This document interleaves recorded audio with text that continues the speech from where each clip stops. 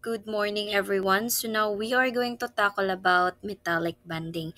So in my other videos, we already tackle about ionic bonding as well as covalent bonding, and now it's time for metallic bonding. So here are our learning points. First, we have to state how to identify metals in the periodic table. Second, describe what happens to electrons in metallic bonding. And then third, we will explain some key properties of metals. All right, talking about metallic bonding. So, only metal elements are involved in metallic bonding. Again, we will have a review. For ionic bonding, it is between metal and non-metal. For covalent bonding, it is between two non-metals. However, for metallic bonding, it is between two metals. So, metals can be found in the middle and on the left-hand side of the periodic table. So I have a video here giving you the trend. Where is the metals, where is the semi-metals, and where is the non-metals. So what is metallic bonding? Metallic bonding or the bonding between two metals or metals. So metals exist in giant repeating structures of positive metal ions, just like what you can see in the picture. So it is surrounded also by electrons which have delocalized from the outer electron shell. So as what you can see, the electron is on the outer part. So strong electrostatic forces exist between the positive metal ions and the delocalized electrons. What forces? Strong electrostatic forces. Always remember that one.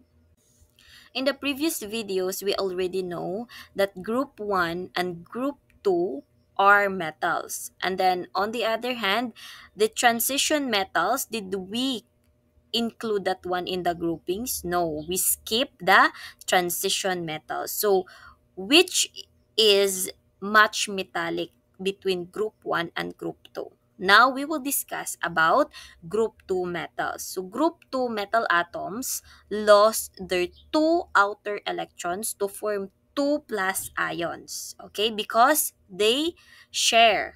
Okay, always remember metals share their electrons. I mean, transfer their electrons. There is a greater number of delocalized electrons. There is a greater difference in charge between the ions and electrons. So stronger electrostatic attractions are formed because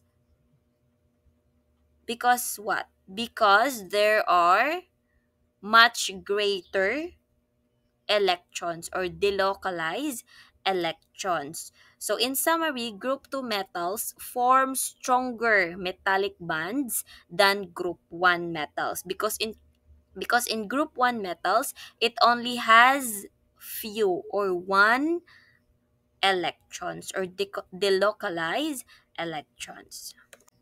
So let's talk about its properties. First, we have conduction. So metals are good conductors of electricity and heat. The delocalized electrons are free to move and pass on the electrical charge and thermal energy. So for metal or bond between metal, of course, metal plus metal, it will be a good conductor of electricity as well as for heat. Now let's discuss about the melting and boiling points. Metals have high melting and boiling points. Why is that, ma'am? Because the metallic bonding in giant metallic structures is very strong. The strong electrostatic forces between the positive ions and the localized electrons requires a high amount of energy to overcome. Okay? Always remember metals has high melting and boiling points. So now let's talk about malleability. But What is malleability, ma'am? Malleability is the ability of material to be hammered or rolled into thin sheets without breaking. So, initial property, this is very common, like, or sa mga metals, like gold, silver, or copper, di ba? What is the materials for the wire, in mga wire na aton gamiton? It is metals. Because metals can be hammered, pwede lang gid siya madukduk para maporma, para mapanipis. So it can also refer to something's capacity to be easily influenced or molded by external forces, such as, for example, clay has high malleability. Di ba ang clay mapurma-purma lang siya sa bisan ano, because it has high malleability. So going back here, most pure metals are malleable, which means that they can be bent or hammered into place. The regular structure allows the layers to slide over each other upon impact. So ma'am, why is that, ma'am, ang metals can be formed into another structure or formation? It is because, as what you can observe here, look at the diagram or the picture in the PowerPoint. The picture kay grabe ka compact, grabe ka ikit ang iya mga atoms, ang iya structure, 'di ba? Ang plus and then ang mga electrons kay grabe ka igit. That is why kung pukpukon ina siya or tagaan siya naton sang force, mo ano man lang siya, mo slide over lang upon the impact. That is why dili siya mo break because mo slide over lang ay ang iya mga molecules or ang iya mga atoms or ang iya mga atomic structure. So, on the other hand, alloys are made of more than two elements. They have a less regular structure which impacts the malleability and ability of layers to slide over each other. So, ma'am, what is alloy, ma'am?